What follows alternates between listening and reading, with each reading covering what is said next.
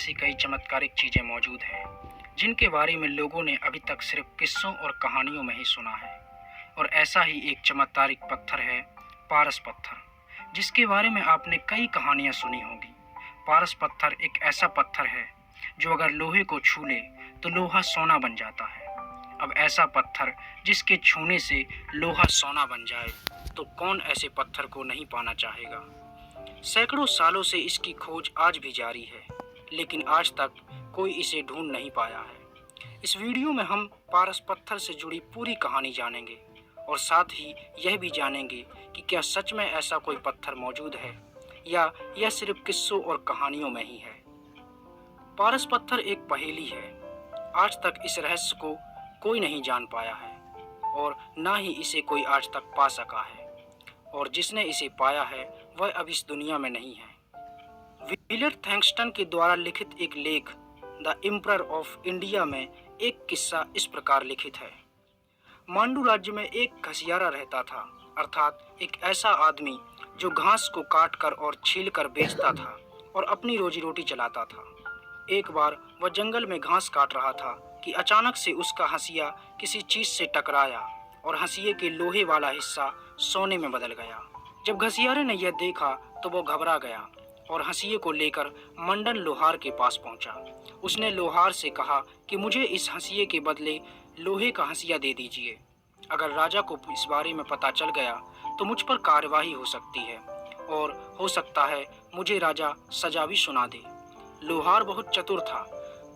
उसने घसियारे के भोलेपन का फायदा उठाया और उस सोने के हंसिये के बदले उसे लोहे का हंसिया दे दिया और उससे उस जगह के बारे में भी पूरी जानकारी ले ली। घसियारे के जाने के बाद लोहार उस स्थान पर पहुंचा और उसने थोड़े से प्रयास के बाद ही वह पत्थर हासिल कर लिया। इस तरह पारस पत्थर पहली बार एक लोहार को मिला। मंडन लोहार ने उस पारस पत्थर से खूब धन बनाया और लोहार अब साहूकार बन गया।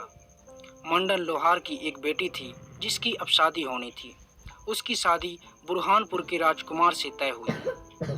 राजकुमार से मंडन की बेटी की शादी हो गई, लेकिन मंडन ने दहेज में राजकुमार को कुछ भी नहीं दिया।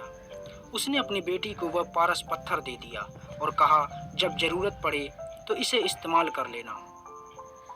राजकुमार ने सोचा था कि इस शहर के सबसे अमीर साहूकार की बेटी से उनने शादी की है तो उसे दहेज में बहुत सारा धन दौलत और सोना चांदी मिलेगा, लेकिन ऐसा कुछ भी नहीं हुआ। वधू को लेकर बारात वापस लौटी और रास्ते में शाम हो गई तो नर्मदा नदी के किनारे राजकुमार ने डेरा डाल दिया। राजकुमार बड़े गुस्से में थे। उन्होंने पालकी का पर्दा हटाया और वधू से बोले, किस कंगाल खानदान से शादी हुई है? तुम्हारे बाप ने तो तुम्हें सोने का एक हार तक नहीं दिया। वधू मुस्कुराई और आंचल की गांठ खोलकर एक बदरूप सा पत्थर राजकुमार की हथेली पर रख दिया और बोली, यह तुम्हारी ही नहीं बल्कि तुम्हारी 7 पुश्तों की धन की भूख को मिटा देगा। उस बेढंगे से पत्थर को देखकर मानो राजकुमार के गुस्से की कोई सीमा नहीं रही। उसने चिल्लाते हुए कहा, इससे क्या सर फोड़ूं? और यह कहते हुए उसने उस पत्थर को नर्मदा की ओर पूरे जोर से फेंक दिया। कुछ ही पलों में पारस नर्मदा की गहराई में विलीन हो गया। लोहार की बेटी माथा पीटते हुए बोली, हे राम, ये क्या कर दिया तुमने? वह कोई साधारण पत्थर नहीं था, उससे तुम जितना चाहो उतना धन बना सकते थे। राजकुमार को बड़ा दुख हुआ। उसने नदी में अपने सारे सैनिक उतार दिए और नदी के तल को खूब खंगाला गया, लेकिन वह पारस पत्थर उन्हें नहीं मिला। W.H.G. होम्स ने अपनी पुस्तक the highlands of unknown India में इस बात को बताया है कि नर्मदा के कुल वकावली के प्रवाह के आसपास वह पत्थर आज भी मौजूद है। जहांगीर नामा में जहांगीर ने भी लिखा है कि उनके पिता अकबर के पास एक हाथी था जिसका नाम था गद्दावर।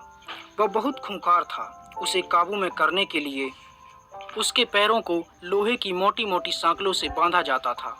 एक बार जब अकबर ने बुरहानपुर पर आक्रमण किया तो नर्मदा को पार करने के बाद देखा कि उनके हाथी के पांव की सांखलें सोनों में बदल गई हैं। अकबर ने उसे खोजने के लिए दिन रात एक कर दिए और पूरी फौज ने नर्मदा के उस घाट को तहस नहस कर दिया, लेकिन वह पत्थर अकबर को नहीं मिला और ना ही उनका कोई दूसरा हथियार सोने में बदला। कहते हैं बहुत समय पहले दुर्गा पिंडारी नाम का एक योद्धा था। एक युद्ध के दौरान, जो कि नर्मदा घाट पर लड़ा जा रहा था, अचानक से खून से लथपथ दुर्गा पिंडारी का बर्छा सोने में बदल गया। जब उसने उसे प्रसिद्ध जौहरी लोहमीमल भंडारी को दिखाया तो जौहरी ने कहा, मैंने ऐसा खरा सोना आज तक नहीं देखा और ये जरूर उस पारस पत्थर से टकराया है।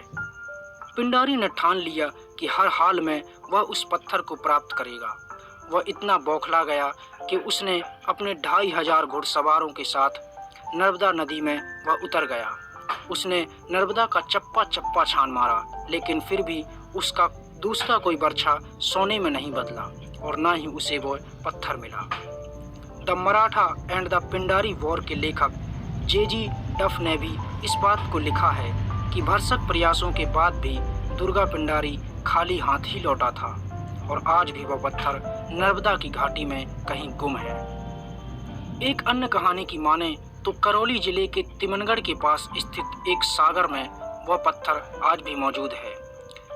इतिहासकार वेणुगोपाल शर्मा बताते हैं कि जब राजा तिमनलाल को एक संत मेंढकी दास ने पारस पत्थर देते हुए भव्य किले के निर्माण की बात कही, तो दुर्ग निर्माण के लिए आवश्यक सामग्री जुटा लेने के बाद राजा ने वह पत्थर राजपुरोहित को दान में दे दिया।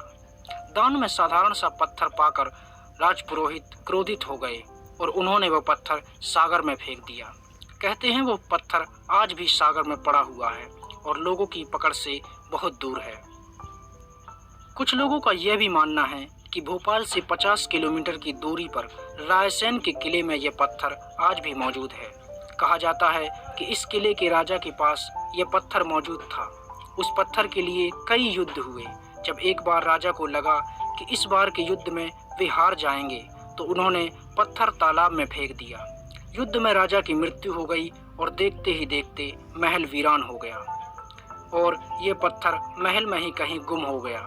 कई राजाओं ने महल को खुदवाकर पत्थर को खोजने की कोशिश की, लेकिन किसी को पारस पत्थर नहीं मिला। आज भी लोग रात के समय पारस पत्थर की खोज में इस महल में जाते हैं। कई लोग जादू टोनों का सहारा भी लेते हैं। कई बार यहाँ पर पूजाएं होती रहती हैं। आसपास के लोगों का मानना है कि कुछ लोग यहाँ इस पत्थर की तलाश में आए और अपना मानसिक संतुलन खो बैठे, क्योंकि पारस पत्थर की सुरक्षा एक जिन करता है। अब ये सारी कहानियाँ सच हैं या सिर्फ कहानियाँ हैं, कुछ कहा नहीं जा सकता।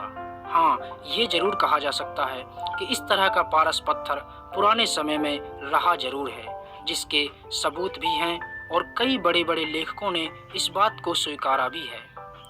तो ये थी कहानी पारस पत्थर की।